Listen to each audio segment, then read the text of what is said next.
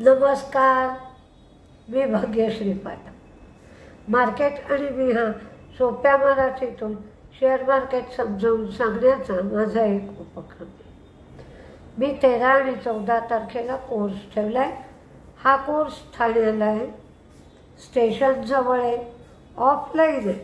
ज्याला कोणाला कोर्सची चौकशी करायची असेल त्यांनी 9699615507 9699615507 या नंबरवर तुम्ही चौकशी करू शकता।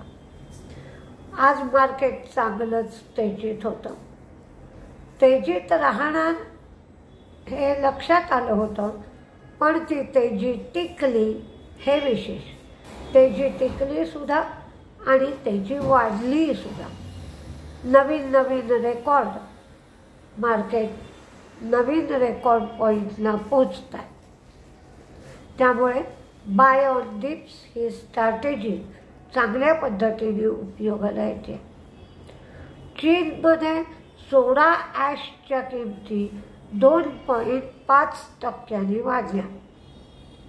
याचा फायदा DCW, टाटा केमिकल, GHCL आणि गुजरात अल्कली या कंपन्यांना होईल। त्यामुळे आज टाटा केमिकल्सचा शेअर तेजीत होता। ट्रान्सफॉर्मर्स आणि रेक्टिफायर्स यांचा Q4चा रिझल्ट लागला। त्यांचे प्रॉफिट्स वाढले, रेव्हेन्यूसुद्धा वाढले।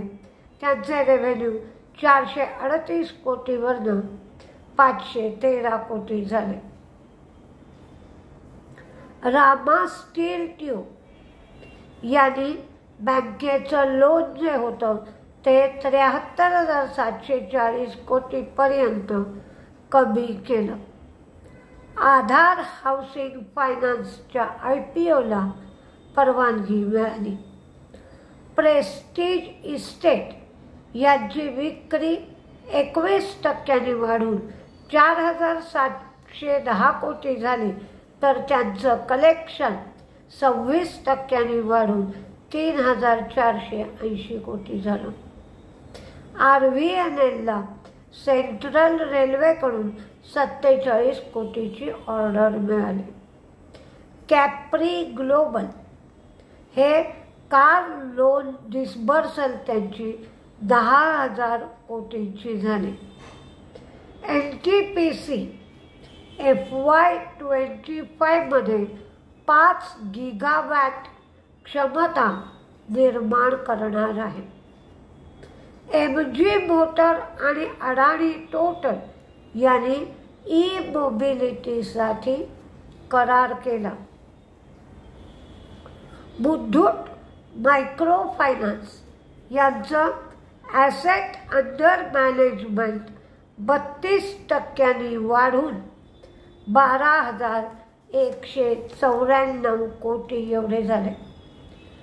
JSW स्टील यांचे उत्पादन 1% कमी झालं, मात्र ते 6.79 मेट्रिक टन एवढं झालं।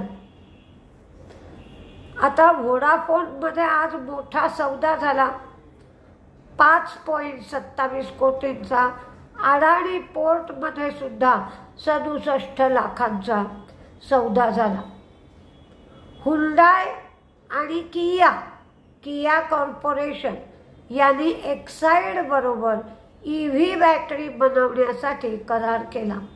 त्यामुळे आज एक्साईडचा शेअरही 10% जवळजवळ तेजीत होता आणि अमर राजा बॅटरीचा शेअरही तेजीत होता। RECचे अपडेट आले। त्यांचं लोन बुक 17% वाढलं।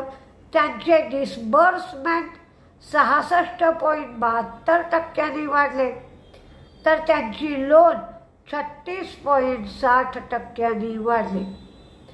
रिलायन्स जिओ यांनी फेब्रुवारी 2024 मध्ये 35.98 लाख सबस्क्रायबर्स ॲड केले. एअरटेलनी फेब्रुवारी 24मध्ये 15.30 लाख सबस्क्रायबर्स ॲड केले. लिंक यांनी ACE हेल्थमध्ये 50% त्यांची मालकी झाली, कारण त्यांनी ACE हेल्थमध्ये गुंतवणूक केली आहे. ग्रासिमने B2B ई-कॉमर्सचा बिझनेस पहिल्याच वर्षी, B2B म्हणजे काय? Business to business. B2C म्हणजे business to customer, C2C customer to customer. तसा यांचा B2B हा ई-कॉमर्सचा बिझनेस पहिल्याच वर्षी 1001 कोटी उत्पन्न त्यांनी पार केलं. जम्मू काश्मीर बँक यांचेही अपडेट्स आले.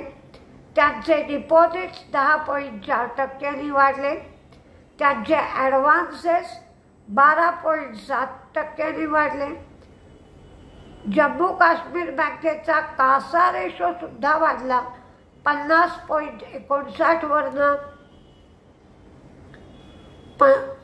कासा रेशो कमी झालाय.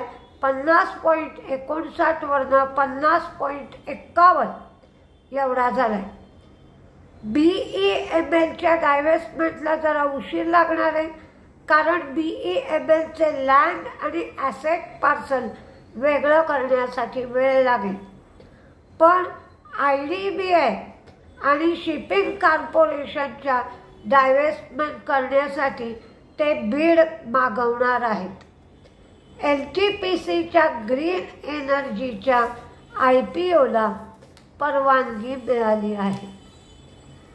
गोदरेज प्रॉपर्टी यांनी हरियाणामध्ये प्रोजेक्ट लॉन्च केलं. ते प्रोजेक्ट लॉन्च केल्याबरोबर 1050 एवढी घरं विकली गेली आणि त्याच्यातून त्यांना 3000 कोटी रुपये मिळाले आहेत. तुम्हाला उद्या गुढीपाडव्याच्या शुभेच्छा, नववर्षाच्याही शुभेच्छा. चांगलं वर्ष जाऊ दे. शेअर मार्केटमध्ये भरपूर फायदा मिळू दे, कारण माझा संबंध तुमच्याबरोबर शेअर मार्केटशी येतो.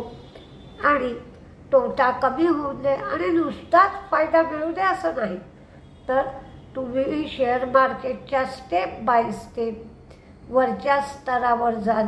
शेअर मार्केट अधिक चांगल्या प्रकारे तुम्हाला समजू लागेल आणि तोटा झालाच तर तो अगदी कमी प्रमाणात होईल. किंवा तुम्ही दुसऱ्यांना थोडं थोडं शेअर मार्केट शिकवू लागलात तर एक प्रकारची साखळी तयार होईल आणि अधिक लोक शेअर मार्केट चांगल्या पद्धतीने करू लागते. बघूया कसं कसं जमतंय ते. इच्छा तरी ठेवली आहे. इच्छा तेथे मार्ग आपल्याला सगळ्यांना सापडेल. नमस्ते.